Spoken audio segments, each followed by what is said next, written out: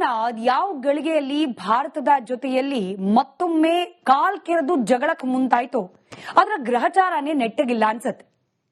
ಪಾಕಿಸ್ತಾನವನ್ನ ಸಾಧ್ಯವಾದಷ್ಟು ದಿಕ್ಕುಗಳಿಂದ ಕಟ್ಟಾಕೋ ಪ್ರಯತ್ನವನ್ನ ಭಾರತ ಮಾಡ್ತಲೇ ಇದೆ.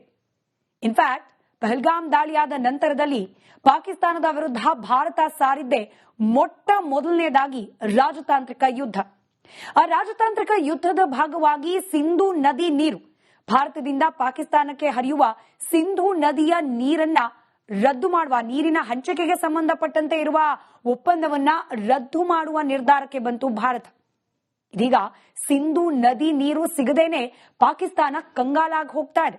ಕೇವಲ ಈ ಸಿಂಧೂ ನದಿ ಒಪ್ಪಂದ ಅಂತಂದ್ರೆ ನೀರು ಬಿಡೋದನ್ನ ಸ್ಟಾಪ್ ಮಾಡೋದು ಮಾತ್ರವಲ್ಲ, ಎಲ್ಲಿ ಹೆಚ್ಚಿಗೆ ಪ್ರವಾಹದ ಪರಿಸ್ಥಿತಿ ಇರುತ್ತೋ ಪಾಕಿಸ್ತಾನಕ್ಕೆ ಅಲ್ಲಿಗೆ ಹೆಚ್ಚಿನ ಪ್ರಮಾಣದಲ್ಲಿ ನೀರನ್ನ ಕೂಡ ಹರಿಸ್ತಾ ಇದೆ ಭಾರತ ಈ ಸಿಂಧೂ ನದಿ ನೀರು ಹಂಚಿಕೆಯ ಒಪ್ಪಂದ ರದ್ದಾದ ನಂತರದಲ್ಲಿ. ಇದು ಒಂದು ಭಾಗ. ವಾಟರ್ ವಾರ್ ಕೇವಲ ಭಾರತ ಮಾತ್ರ ಸಾರ್ತಾ ಇಲ್ಲ ಪಾಕಿಸ್ತಾನದ ವಿರುದ್ಧ, ಬದಲಾಗಿ ಅಫ್ಘಾನಿಸ್ತಾನ ಪಾಕಿಸ್ತಾನದ ಮತ್ತೊಂದು ಬದಿಯಲ್ಲಿರುವ ಗಡಿ ಹಂಚಿಕೊಂಡಿರುವ ರಾಷ್ಟ್ರ. ಇದೀಗ ಅಫ್ಘಾನಿಸ್ತಾನ ಕೂಡ ಪಾಕಿಸ್ತಾನಕ್ಕೆ ಹರಿಯುವ ನೀರನ್ನ ನಿಲ್ಲಿಸಲಿಕ್ಕೆ ಸಿದ್ಧತೆಯನ್ನ ಮಾಡ್ಕೊಳ್ತಾ ಇದೆ. ಮೊನ್ನೆಯಷ್ಟೇ ಭಾರತದ ವಿದೇಶಾಂಗ ಸಚಿವರು ಅಫ್ಘಾನಿಸ್ತಾನಕ್ಕೆ ಪ್ರವಾಸ ಮಾಡಿದ್ರು. ಅಲ್ಲಿನ ಕೆಲ ಅಧಿಕಾರಿಗಳು ರಾಜಕಾರಣಿಗಳ ಜೊತೆಯಲ್ಲಿ ಮಾತುಕತೆಯನ್ನ ಕೂಡ ನಡೆಸಿದ್ರು. ಇದಾದ ಬಳಿಕವೇ ಇದೀಗ ಪಾಕಿಸ್ತಾನಕ್ಕೆ ಅಸಲಿ ಟೆನ್ಷನ್ ಶುರುವಾಗಿದೆ. ಎಸ್ ಜೈಶಂಕರ್ ಅಫ್ಘಾನಿಸ್ತಾನದ ಸಚಿವರನ್ನ ಭೇಟಿಯಾಗಿ ಬರ್ತಾ ಇದ್ದಂತೆಯೇ ಇಂಥದ್ದೊಂದು ಸುದ್ದಿ, ಅಂದ್ರೆ ಅಫ್ಘಾನಿಸ್ತಾನ ಕೂಡ ಪಾಕಿಸ್ತಾನದ ವಿರುದ್ಧ ವಾಟರ್ ವಾರ್ ಅನ್ನ ಪ್ರಾರಂಭ ಮಾಡ್ಬಿಡುತ್ತಾ ಅನ್ನೋ ಸುದ್ದಿ ಪಾಕಿಸ್ತಾನದ ಧೃತಿಗೆಡಿಸಿದೆ. ಅಫ್ಘಾನಿಸ್ತಾನದ ಅಭಿವೃದ್ಧಿ ಕಾಮಗಾರಿಗಳಲ್ಲಿ ಭಾರತದ ಕಾಂಟ್ರಿಬ್ಯೂಷನ್ ಕೂಡ ಬಹಳಷ್ಟಿದೆ. ಇನ್ಫ್ಯಾಕ್ಟ್ ಅನೇಕ ಡ್ಯಾಂಗಳ ನಿರ್ಮಾಣದಲ್ಲೂ ಕೂಡ ಭಾರತ ಯಥೇಚ್ಛವಾಗಿ ಆರ್ಥಿಕ ಸಹಾಯವನ್ನ ಅಫ್ಘಾನಿಸ್ತಾನಕ್ಕೆ ಮಾಡಿದೆ. ಇದೀಗ ಕಾಬೂಲ್ ನದಿಗೆ ಶಹಸ್ತೂದ್ ಡ್ಯಾಮ್ ಕಟ್ಟೋಕೆ ಹೊರಟಿದೆ ಅಫ್ಘಾನಿಸ್ತಾನ. ಅದಕ್ಕೆ ಭಾರತ ಕೂಡ ಬೆಂಬಲವಾಗಿ ನಿಂತಿದೆ. ಈ ಡ್ಯಾಮ್ ಅನ್ನ ಕಟ್ಟೋಕೆ ಬರೋಬ್ಬರಿ 2,000 ಕೋಟಿಯನ್ನ ನೀಡ್ತಾ ಇದೆ ಭಾರತ.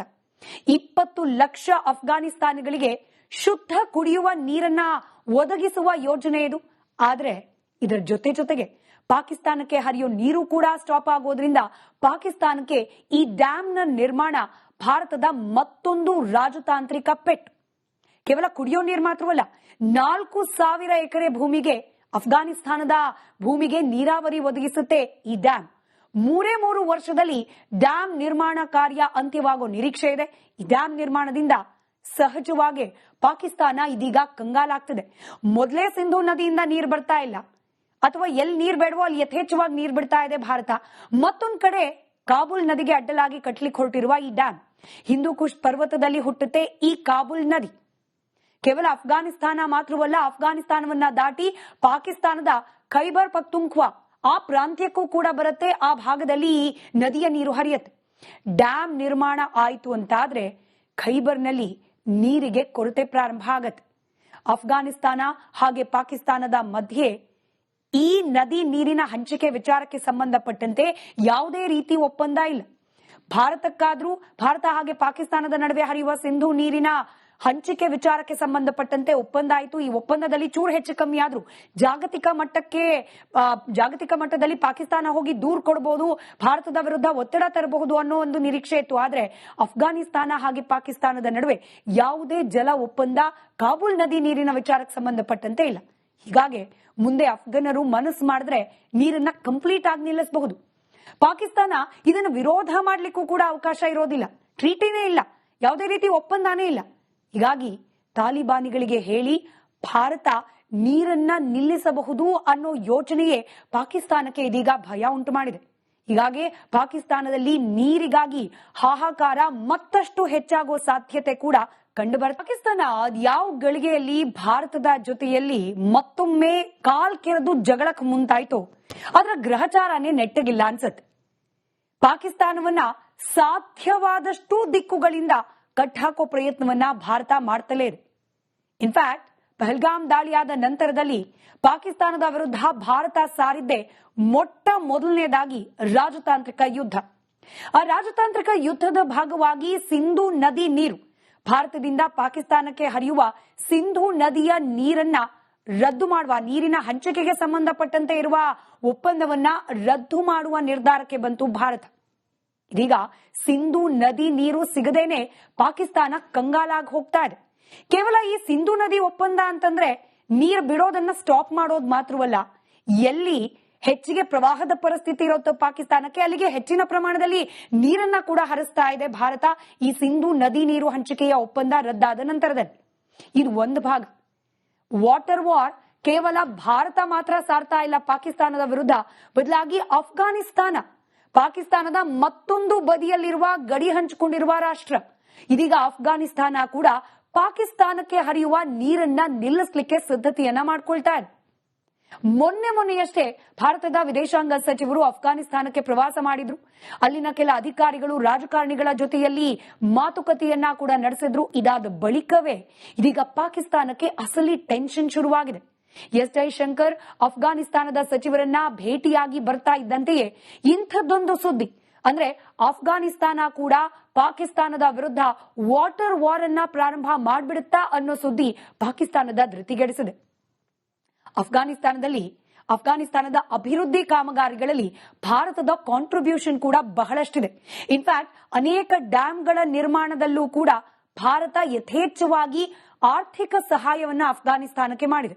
ಇದೀಗ ಕಾಬೂಲ್ ನದಿಗೆ ಶಹಸ್ತೂದ್ ಡ್ಯಾಮ್ ಕಟ್ಟೋಕೆ ಹೊರಟಿದೆ ಅಫ್ಘಾನಿಸ್ತಾನ. ಅದಕ್ಕೆ ಭಾರತ ಕೂಡ ಬೆಂಬಲವಾಗಿ ನಿಂತಿದೆ. ಈ ಡ್ಯಾಮ್ ಅನ್ನ ಕಟ್ಟೋಕೆ ಬರೋಬ್ಬರಿ 2,000 ಕೋಟಿಯನ್ನ ನೀಡ್ತಾ ಇದೆ ಭಾರತ.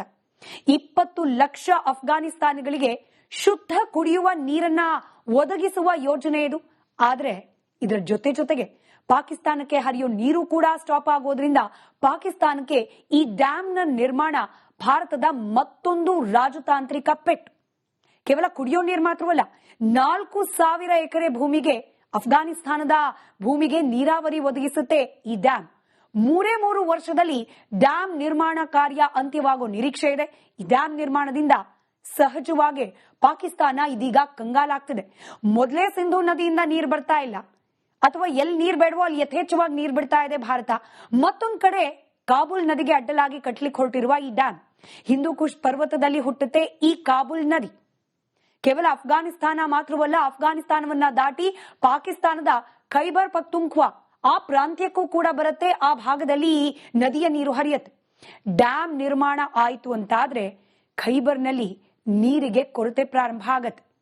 ಅಫ್ಘಾನಿಸ್ತಾನ ಹಾಗೆ ಪಾಕಿಸ್ತಾನದ ಮಧ್ಯೆ ಈ ನದಿ ನೀರಿನ ಹಂಚಿಕೆ ವಿಚಾರಕ್ಕೆ ಸಂಬಂಧಪಟ್ಟಂತೆ ಯಾವುದೇ ರೀತಿ ಒಪ್ಪಂದ ಇಲ್ಲ.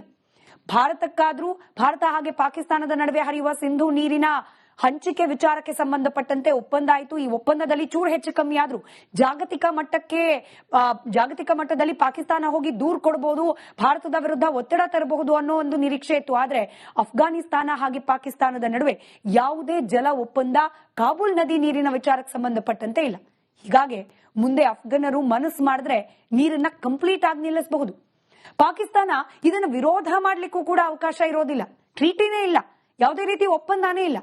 ಹೀಗಾಗಿ ತಾಲಿಬಾನಿಗಳಿಗೆ ಹೇಳಿ ಭಾರತ ನೀರನ್ನ ನಿಲ್ಲಿಸಬಹುದು ಅನ್ನೋ ಯೋಚನೆಯೇ ಪಾಕಿಸ್ತಾನಕ್ಕೆ ಇದೀಗ ಭಯ ಉಂಟು ಮಾಡಿದೆ.